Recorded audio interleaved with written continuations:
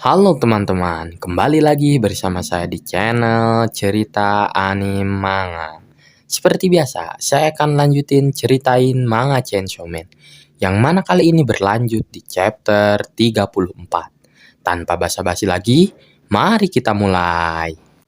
Chapter 34 dimulai saat sebelum Kishibe masuk ke dalam gedung tempat Katana Devil dan Akane berada.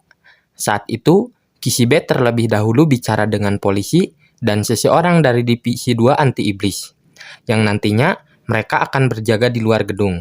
Kishibe yang bertanggung jawab atas divisi spesial 4 pun langsung memberi arahan pada polisi dan divisi 2 anti-iblis tersebut dengan menyuruh mereka menjaga pintu masuk lantai 1 dan basement.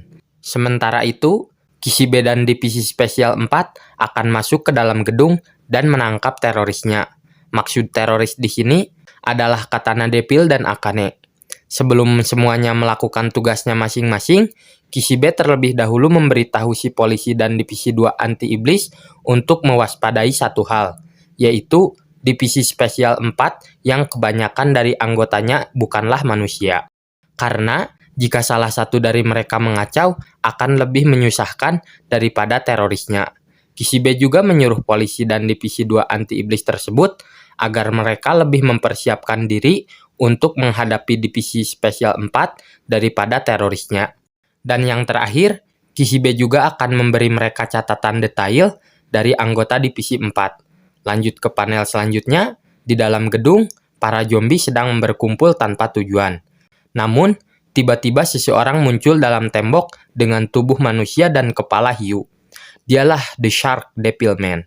Dia bisa berenang di dalam tembok, tanah, dan dimanapun itu. Dan dia juga bisa berubah menjadi iblis dalam waktu sekejap. Saat sedang membasmi para zombie, The Shark Devil Man, atau yang nantinya akan kita panggil Bim ini, mencoba memakan seseorang dengan topeng di wajahnya. Namun, orang tersebut seketika langsung memukul Bim. Orang dengan topeng itu pun meminta maaf pada Bim. Dia beralasan memukul Bim karena Bim mau menggigitnya. Dia mengira kalau Bim juga zombie. Ya, orang dengan topeng itu juga merupakan Devilman dengan julukan The Poilens. Sesuai dengan aturannya, Devilman lebih lemah daripada iblis.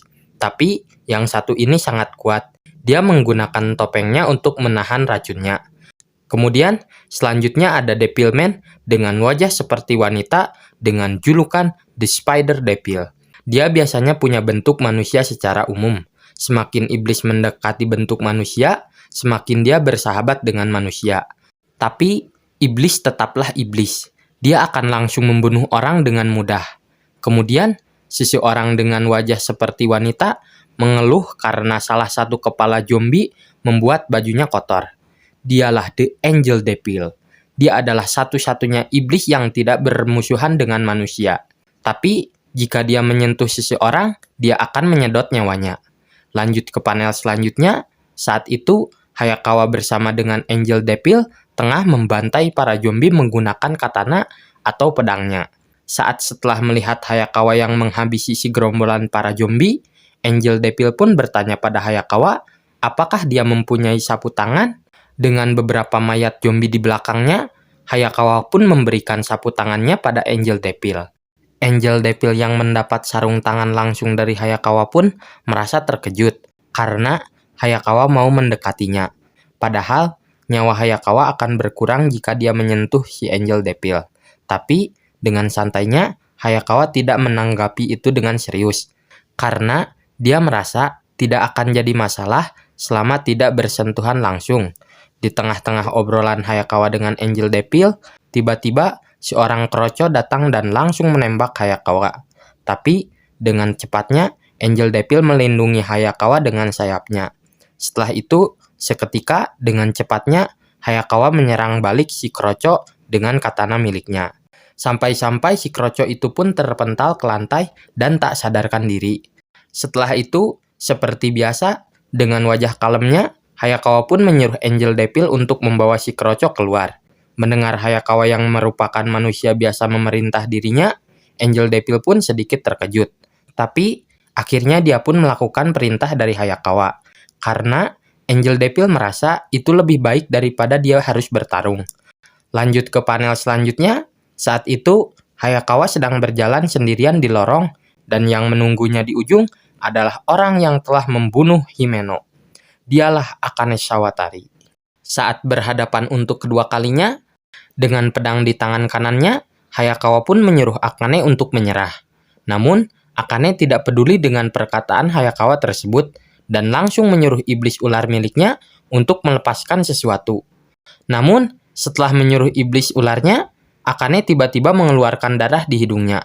Kemudian, jeng-jeng, sesuatu pun muncul dengan tubuh absurd iblis pada umumnya. Ya, iblis tersebut adalah iblis hantu yang telah menjalin kontrak dengan Himeno.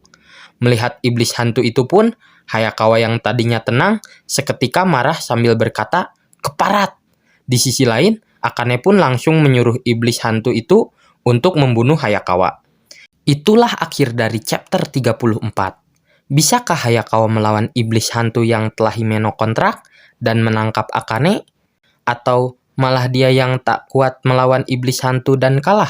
Dan bagaimanakah cara Divisi 4 spesial akan mengakhiri perang tersebut? Semua pertanyaan-pertanyaan tersebut akan terjawab di beberapa chapter selanjutnya. Ya, kali ini kita akan memasuki puncak dari arc kali ini, seperti pertarungan antara Denji dengan Katana Devil. Jadi, untuk mengetahui bagaimana akhir dari arc kali ini, nantikanlah video selanjutnya. Sampai jumpa.